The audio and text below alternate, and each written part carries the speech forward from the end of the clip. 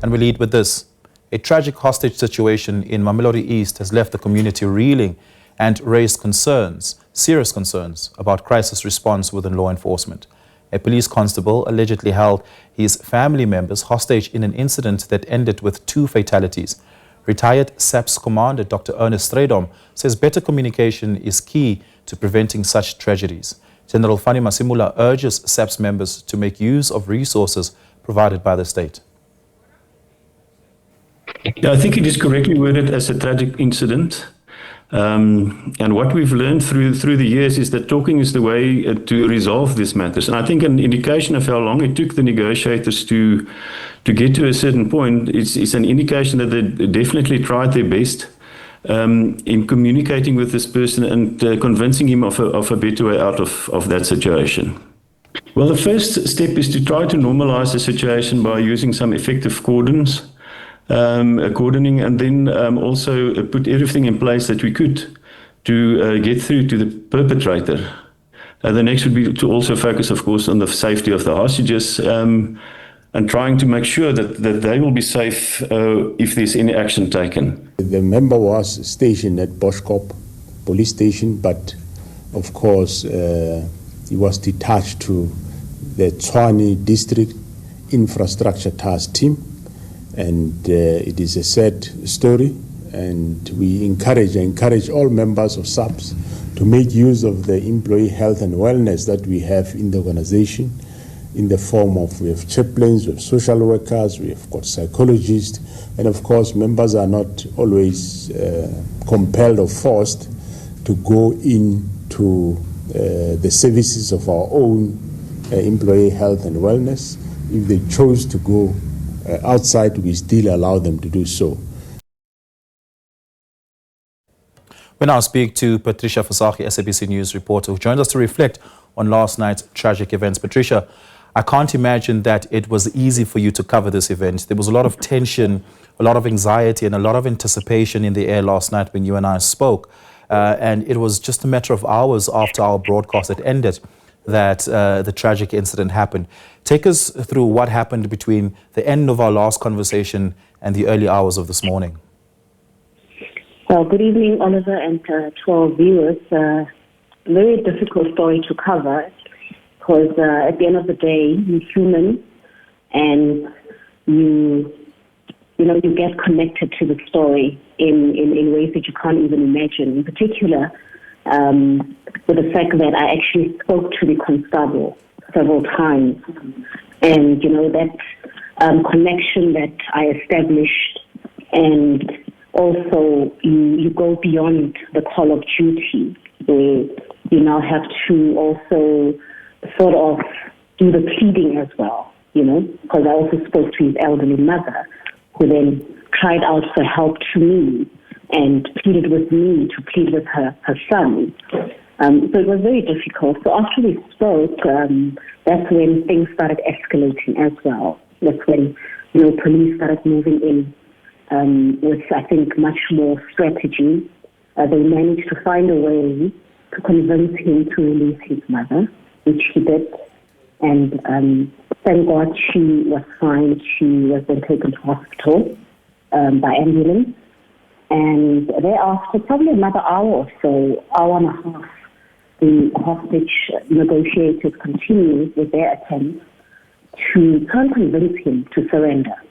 They went at great lengths to try and convince him.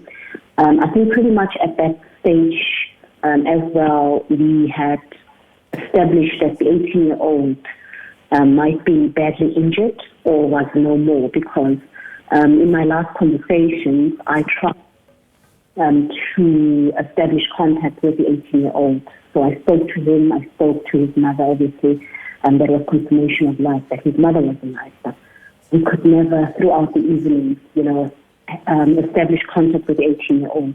The times that I spoke to him, he said that he's sleeping, and his mother at some point said that he's breathing, which was, a bit questionable. Breathing, sleeping, and I thought to myself, an 18-year-old would be sleeping through such drama. It didn't add up. Yeah. So after his mother was released, we pretty much established that he might be badly injured or he was normal. And I think that's what the police were also dealing with. So after he was obviously now the only one left in that house that was alive, it was up to him to hand himself over, or for police to, invade the house and take over. And that's exactly what happened. Things escalated. The negotiators obviously were not able to convince him to surrender. The task force was already there, and they found a way to sort of enter the yard, enter the home, and we literally heard 2 gunshots that went off. Before the gunshots, there were loud talks, there were screams, and the 2 gunshots went off. And we just saw this group of men in camouflage clothing and masks over their heads coming out of the home, and very serious, very sort of on a mission, walking very fast, and they disappeared. It was like they were never there. It was like a quick movie that played out in front of us. And after it was obviously the police addressing us just to tell us what happened.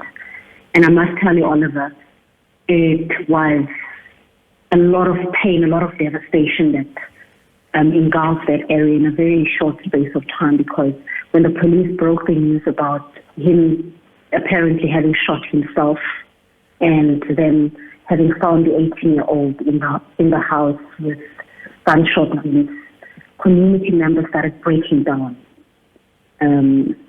The situation escalated very quickly. Tension rose, and you could see that anything could happen at that time. People started wailing as they were crying.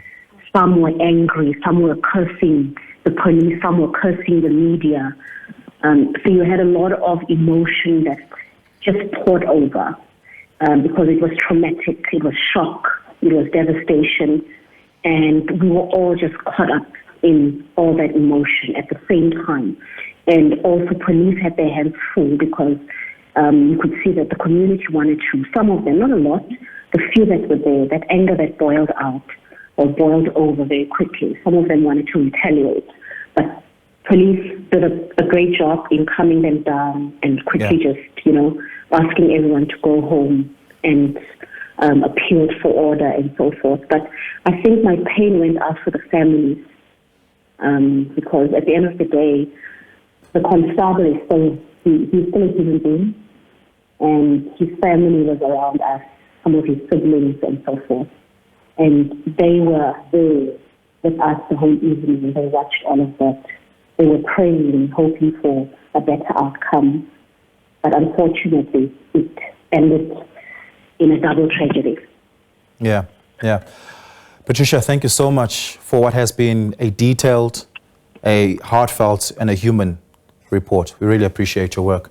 Patricia Visagie, SABC News Reporter, talking to us there.